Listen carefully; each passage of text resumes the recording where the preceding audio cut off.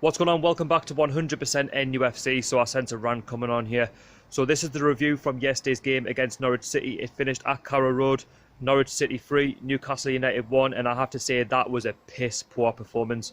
That was absolutely pathetic from our so-called 11. And I tell you what, after that yesterday, it's going to be a long season. Now, no disrespect to Norwich. I know they're promoted back to the Premier League. They play some fantastic stuff. They've got a great manager there, but we should be turning up a lot better than that. You know, for the fans that turned up to Carrow Road yesterday, you know, it's a long way to go.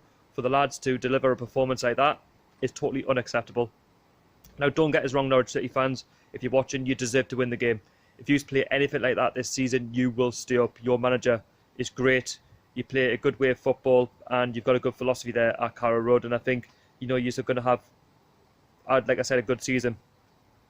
But for us, we should be going down there and at least giving a 100% performance for those fans and going there and trying to get 3 points, if not a point. You know, I said in the preview, I wouldn't have been fussed, you know, with a point at Carrow Road because it would be something we can build on after the 1-0 defeat to Arsenal last week. But for us to put in a performance like that, that for me is not a sign of a Premier League club.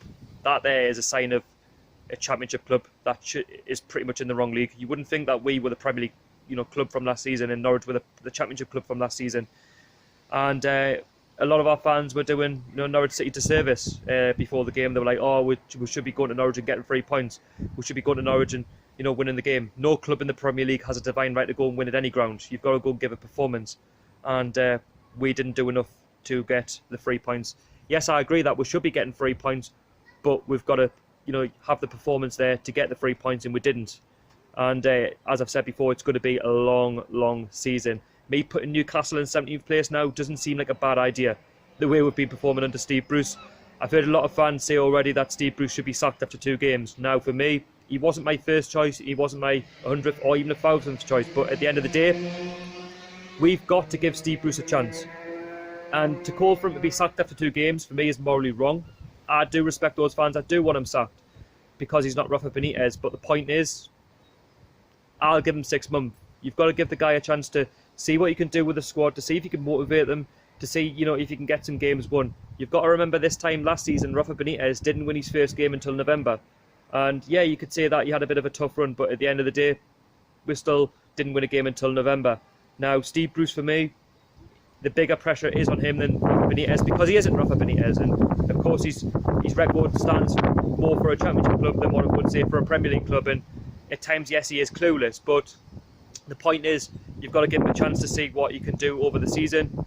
And yeah, if he doesn't get results by at least Christmas, January time, then yeah, like, get rid of him. But to say he should be sacked after 2 games, for me, is not the right thing to do, because who's going to want to manage our club under Mike Ashley? Not many. Let's be honest with you, right? It took Mike Ashley long enough to get a manager in because nobody actually wanted to manage this football club under him. Obviously, Steve Bruce would because it's his local club.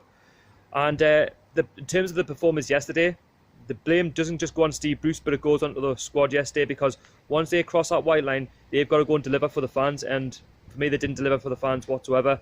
They were all over the place. Almiron, for me, was too deep, not giving any support to Joe Linton. Joe Linton was non-existent. A £40 million striker, 40 million pile of shit. But then again, that's not his fault that he's worth that much. That's the market. The balls just weren't sticking for him. And there was just no creativity going forward. I mean, the defence yesterday, you wouldn't think we had a defence the way we were defending at times. The way that the ball was just getting, you know, to Dubravka, and I felt a bit sorry for him because at times he just wasn't getting helped, you know, by the likes of Fabian Shaw, Jamal Lascelles, and I have to call them out because so far this season, I know it's only 2 games in, but they haven't been good enough. Now, going into the game, this is the team that Steve Bruce fielded. A key, Sung Young was the guy who come in for Longstaff, who was dropped, which I'm very surprised about. I know he's got an injury, but the point is, play him. You know, he's playing Premier League football. First half, it was all Norwich. Norwich took the lead through Teemu Pukki. He basically rifled it into the top left-hand corner. A mistake from our defence. It was like pinball. And yeah, he just levels it past Dubravka. No chance. 1-0 Norwich, half-time. They're going 1-0. Second half, they then go and double the lead on 63 minutes through Teemu Pukki. Again, I don't know what Fabian Shaw, Jamal Lascelles and Matt Ritchie were doing. They should have got closer to him. It found its way to Teemu Pukki and he put it into the bottom left-hand corner, and that's 2-0 to Norwich. And then 12 minutes later, they go and get a third through Teemu Pukki, scores his hat-trick. And yeah, like our midfield and defence get carved open once more. And he finds the ball to Teemu Pukki and he just slots it past the Dubravka, 3-0. And they deserve to be leading. And then obviously second half, 90 plus third minute, we get a consolation through John Joe Shelby, finds the ball, runs into the box, cuts in past the defender, beats him, and slots it into the bottom left, right-hand corner past Tim Krul. And we'll lose the game 3-1. So it's a poor performance. League table, we're currently 17th, but we will drop 18th into the relegation zone once Chelsea play. And yeah, like it's 2 games in now and we've dropped 6 points. We should at least be getting 4 to a point on the board already, and we haven't done that. So we're going to have to move on to the Spurs game. I would change the formation completely from the wing-back system to 4-4-2 or 4-3-3 because it doesn't work. And it only worked under Rafa Benitez. But let me know your thoughts about the match down below in the comments. I'll see you all later.